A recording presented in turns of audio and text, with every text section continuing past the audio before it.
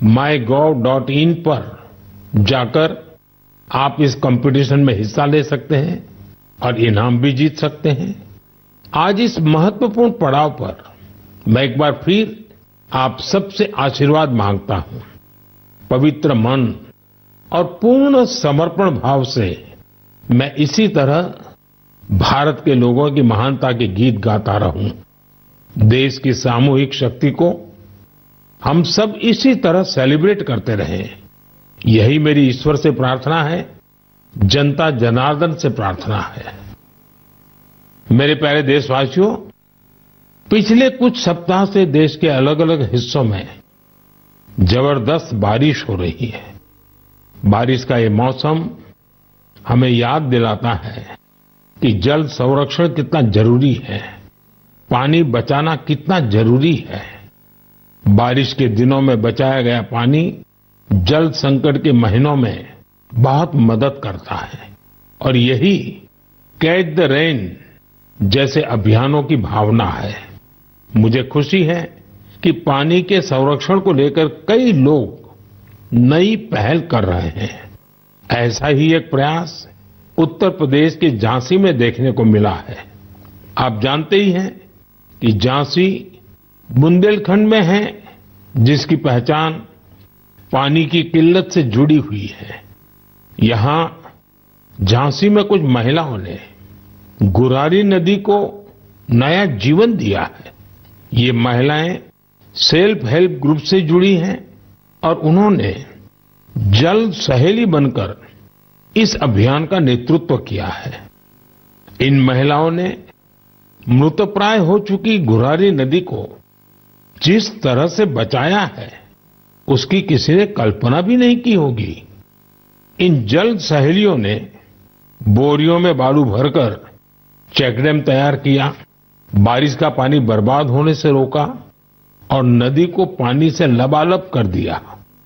इन महिलाओं ने सैकड़ों जलाशयों के निर्माण और उनके रिवाइवल में भी बढ़ चढ़कर हाथ बटाया है। इससे इस क्षेत्र के लोगों की पानी की समस्या तो दूर हुई ही है, उनके चेहरों पर खुशियां भी लौट आई हैं। साथियों, कहीं नारी शक्ति जल शक्ति को बढ़ाती है तो कहीं जल शक्ति भी नारी शक्ति को मजबूत करती है। मुझे मध्य प्रदेश के दो बड़े ही प्रेरणादायी प्रयासों की जानकारी मिली है। यहां डिंडोरी के रायपुरा गांव में एक बड़े तालाब के निर्माण से भूजल स्तर काफी बढ़ गया है। इसका फायदा इस गांव की महिलाओं को मिला। यहां शारदा आजीविका स्वयं सहायता समूह, इससे जुड़ी महिलाओं को मछली पालन का नया व्यवसाय भी मिल गया। इन महिलाओं ने फिश पार्लर भी शुरू किया है, जहां होने वाली मछलियों की बिक्री से उनकी आय भी बढ़ रही है। मध्य प्रदेश के छतरपुर में भी महिलाओं का प्रयास बहुत सराहनीय है। यहां के खौब गांव का बड़ा तालाब जब सूखने लगा तो महिलाओं ने इसे पुनर्जीवित करने का बीड़ा उठाया। हरी बगिया स्वयं सहायता समूह की इन महिलाओं ने तालाब से बड़ी मात्रा में गाद निकाली। तालाब से जो गाद निकली उसका उपयोग उन्होंने बंजर जमीन पर फूड फॉरेस्ट तैयार करने के लिए किया। इन महिलाओं की मेहनत से न सिर्फ तालाब में खूब पानी भर गया, बल्कि फसलों की उपज भी काफी बढ़ी है। देश के कोने कोने में हो रहे जल संरक्षण के ऐसे प्रयास पानी के संकट से निपटने में बहुत मददगार साबित होने वाले हैं। मुझे पूरा भरोसा है कि आप भी अपने आसपास हो रहे हैं ऐसे प्रयासों से जरूर जुड़ेंगे। मेरे प्यारे देशवासियों, उत्तराखंड के उत्तरकाशी में एक सीमावर्ती गांव है जाला। यहां के युवाओं ने अपने गांव को स्वच्छ रखने के लिए एक खास पहल शुरू की है। वे अपने गांव में धन्यवाद प्रकृति या कहें थैंक यू नेचर अभियान चला रहे हैं। इसके तहत गांव में रोजाना 2 घंटे सफाई की जाती है।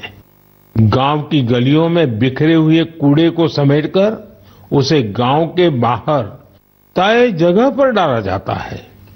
इससे जाला गांव भी स्वच्छ हो रहा है और लोग जागरूक भी हो रहे हैं।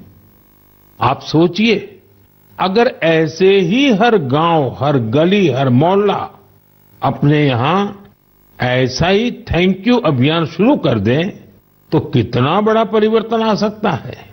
साथियों, स्वच्छता को लेकर पुडुचेरी के समुद्र तट पर भी जबरदस्त मुहिम चलाई जा रही है।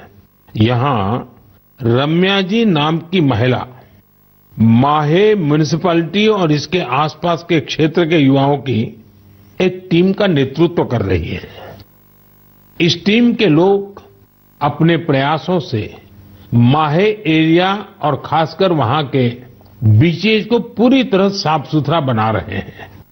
साथियों, मैंने यहां सिर्फ 2 प्रयासों की चर्चा की है, लेकिन हम आसपास देखें तो पाएंगे कि देश के हर किस हिस्से में स्वच्छता को लेकर कोई न कोई अनोखा प्रयास जरूर चल रहा है। कुछ ही दिन बाद आने वाले 2 अक्टूबर को स्वच्छ भारत मिशन के 10 साल पूरे हो रहे हैं। ये अवसर उन लोगों के अभिनंदन का है जिन्होंने इसे भारतीय इतिहास का इतना बड़ा जन आंदोलन बना दिया।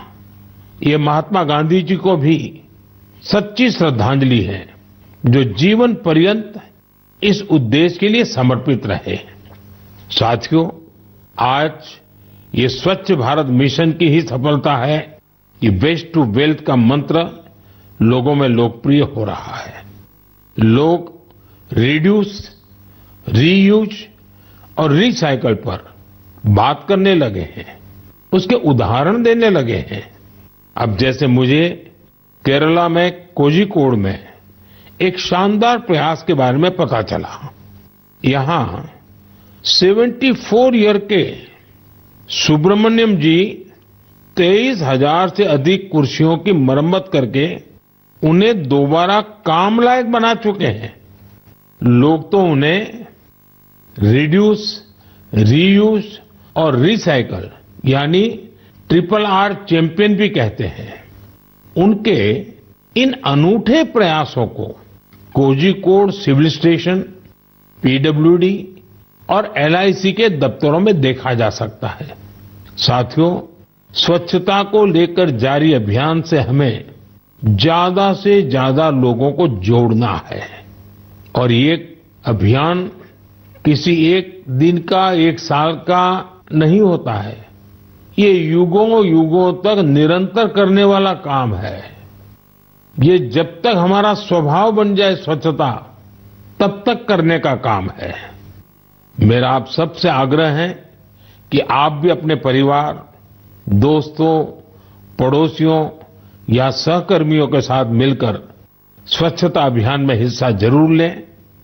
मैं एक बार फिर स्वच्छ भारत मिशन की सफलता पर आप सभी को बधाई देता हूं। मेरे प्यारे देशवासियों, हम सभी को अपनी विरासत पर बहुत गर्व है और मैं तो हमेशा कहता हूं, विकास भी, विरासत भी। यही वजह है कि मुझे हाल की अपनी अमेरिका यात्रा के एक खास पहलू को लेकर बहुत सारे संदेश मिल रहे हैं। एक बार फिर हमारी प्राचीन कलाकृतियों की वापसी को लेकर बहुत चर्चा हो रही है। मैं इसे लेकर आप सबकी भावनाओं को समझ सकता हूं और मन की बात के श्रोताओं को भी इस बारे में बताना चाहता हूं। साथियों, अमेरिका की मेरी यात्रा के दौरान अमेरिकी सरकार ने भारत को करीब 300 प्राचीन कलाकृतियों को वापस लौटाया है। अमेरिका के राष्ट्रपति बाइडेन ने पूरा अपनापन दिखाते हुए डेलावेयर के अपने निजी आवास में इनमें से कुछ कलाकृतियों को मुझे दिखाया। लौटाई गई कलाकृतियां टेराकोटा, स्टोन, हाथी के दांत, लकड़ी, तांबा और कांसे जैसी चीजों से बनी हुई है।